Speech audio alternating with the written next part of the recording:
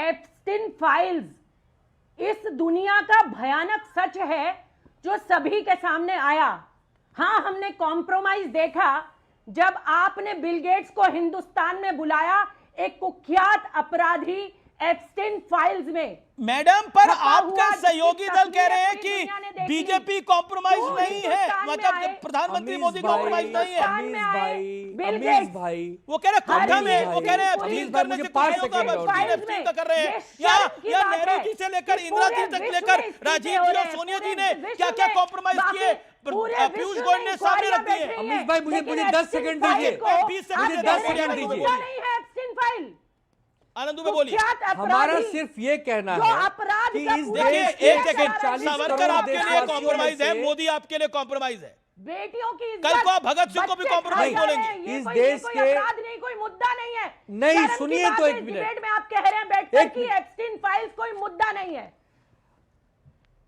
अमीश भाई 140 करोड़ देशवासी। एक सेकंड, डॉली शर्मा यहाँ पे है, सबसे ज्यादा बोल रहे हैं आप। शांत रखिए आनंद दुबे, 30 सेकंड।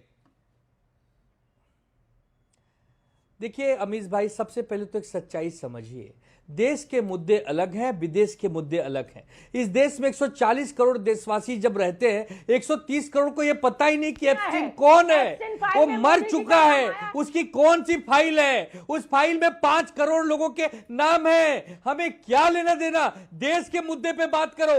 महंगाई कैसे कम होगी, बेरोजगारी कैसे घटेगी, किसानों की देश के मुद्दे पे बात। माताओं बहनों, आपको दिख ही नहीं देश के मुद्दे पे। आनंद दुबे, तो कोई बात ही नहीं करता। आपको देश के मुद्दे पे बात नहीं दिख रही। ये कह रहे हैं कि सावरकर गद्दार है, सावरकर कॉम्प्रोमाइज है, मोदी कॉम्प्रोमाइज है, अर्धनग्न होकर घूम रहे हैं एआई समिट के अंदर। आपको दिख नहीं रहे देश के मुद्दे? जनता मान रही है क्या? जनता इनकी बातें मान के वोट दे रही है क्या? 14 से लगातार वोट हमारे खिलाफ दे रही है। 14 में हराई, 19 में हराई, 24 में हराई, अभी 29 बाकी है, 34 बाकी है, 49। अरे कितना, मैंने थोड़ा तो बुद्धि विवेक है कि नहीं? नहीं, विवेक बुद्धि है कि नहीं हम लोग के पास? अरे मुद्दों पे बात कब होगी? डॉलर 90 पार कर गया, कोई बोलने को तैयार नहीं। विवेक और बुद्धि है कि नहीं है? देखिए, ये एक पीड़ा है विपक्ष की, मतलब कांग्रेस के चक्कर में सबकी लुटिया डूब रही है। डॉली शर्मा, विवेक बुद्धि है कि नहीं है? सवाल आनंद दुबे से। हार पे हार हो रही है, लेकिन अपना काम बनता। अमीश जी, जाए जनता। अमीश जी, राहुल गांधी जी ने अग्निवीर पे बात की। राहुल गांधी जी ने जहां कहीं भी पेपर लीक की बात हुई, जहां कहीं भर्ती घोटाले हुए, राहुल गांधी जी ने लगातार वोट क्यों नहीं मिलता हम लोगों को? हमारी सरकार क्यों नहीं बनती? की शहादत पर किसी नेता ने बात की। हम लोग नेता विपक्ष कैसे पाते हैं देश में? खड़े रहे।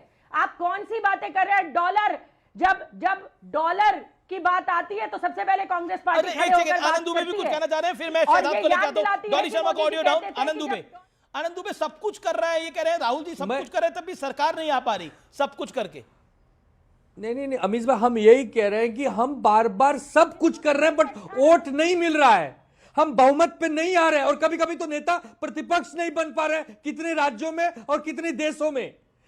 14 से 19 हमारे पास नेता प्रतिपक्ष देश में नहीं था, 19 से 24 नहीं था। इस बार कैसे कैसे भाग्य से नेता प्रतिपक्ष मिला है। मतलब जनता हम पर विश्वास नहीं कर पा रही है। तो विश्वास कैसे जीतेंगे? कम से कम हमारे हिंदुओं का सम्मान नहीं कर सकते तो उन्हें अपमानित तो मत करो। 140 करोड़ में से 100 करोड़ हिंदू हैं, हिंदुओं को मत परेशान करो। हिंदू श्राप देगा तो कहीं के नहीं रहेंगे हम सब। ओके, हिंदू अगर श्राप देगा तो कहीं के नहीं रहेंगे, ये एक इंपॉर्टेंट पॉइंट है। ओके अमीश जी, आपके शो में पर इंडिया अलायंस कॉम्प्रोमाइज हो चुका है राहुल गांधी के सोरस कॉम्प्रोमाइज की वजह से। अब देखिए ना, सावरकर जी के विषय में इंदिरा जी ने प्रेज किया था ना, और सावरकर जी को कॉम्प्रोमाइज बोल के इंदिरा जी कॉम्प्रोमाइज थी, ये बोला जा रहा है। बताइए, सावरकर जी की प्रशंसा किसने की थी? इंदिरा जी की थी कि नहीं? अच्छा, जिसने विलियम वेडनबर्न को प्रेसिडेंट बनाया, अल्फ्रेड वेब को बनाया, हेनरी कॉटन को बनाया, एओ यूंग को बनाया, वो अंग्रेजों से कॉम्प्रोमाइज नहीं था। जिसने यूनियन जैक के तहत जाकर शपथ ली और जो जेल गया वो कॉम्प्रोमाइज था। पर आखिरी बात, अब मैं आना चाहता हूं कि एक बार अगर सुभाष चंद्र बोस ने आजादी दिलवाई, अगर भगत सिंह ने आजादी दिलाई, तो वीर सावरकर ने भी आजादी दिलाई।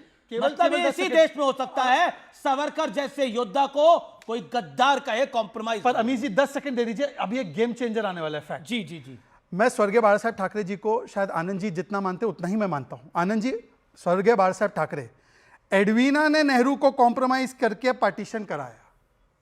अब बताइए मैडम, क्या है नाम, डोली शर्मा, डोली शर्मा जी, ठाकरे जी सही या ठाकरे जी गलत, बोलिए।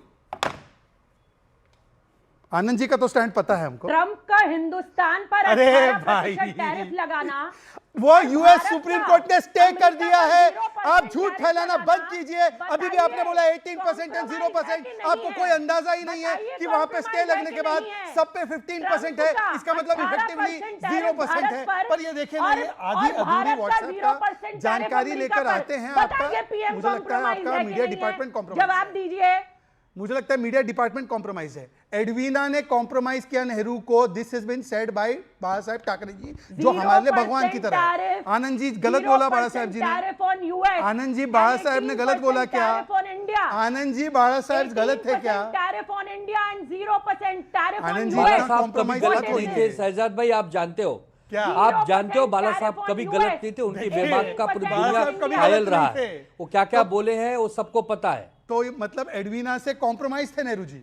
डॉली शर्मा जी, शर्म आनी चाहिए आपको कि आपके नेताओं ने अंग्रेजों के तलवे आपको चाटते शर्म चाटते आनी चाहिए। भारत का बंटवारा कर दिया, आपको शर्म भारत आनी का चाहिए। पानी दे दिया, Cease भारत का fire न्यूक्लियर टेक्नोलॉजी दे दिया, अमेरिका से भारत के declare हितों हो का रही है समझौता कर वॉशिंगटन दिया। से। और आज भी आपको ये शर्म राहुल आनी गांधी, चाहिए देश का कि गद्दार ट्रंप कॉम्प्रोमाइज कह रहे नेता, हैं आज कि सोरोस के ट्रंप कह चंदे रहे पर हैं, पल मोदी के वो करेगा देश से जो मैं गद्दारी करता है। कहूंगा। ये राहुल आपको गांधी शर्म और आनी नेहरू, चाहिए इनकी कि गद्दारी भारत की का जो पूरी आदमी, भारत देखा है का वो सामने आ किसान गई है। 18% देगा और अमेरिका 0 पे हिंदुस्तान में आएगा। ओके, आपको मैं शर्म आनी एक- चाहिए। झूठ है। आपको मैं एक- शर्म एक- आनी एक- एक- चाहिए। लेकिन मैं फिर विषय पर आता हूं। बैठकर नितिन एक नवीन, अमेरिकी बीजेपी प्रेसिडेंट सेड, राष्ट्रपति इतिहास गवाह है कि नेहरू जी ने के सचिवालय आपको शर्म और आनी सीआई चाहिए। और अन्य शर्म विदेशी आनी एजेंसियों के चाहिए लिए आपको। खुली किताब की तरह था।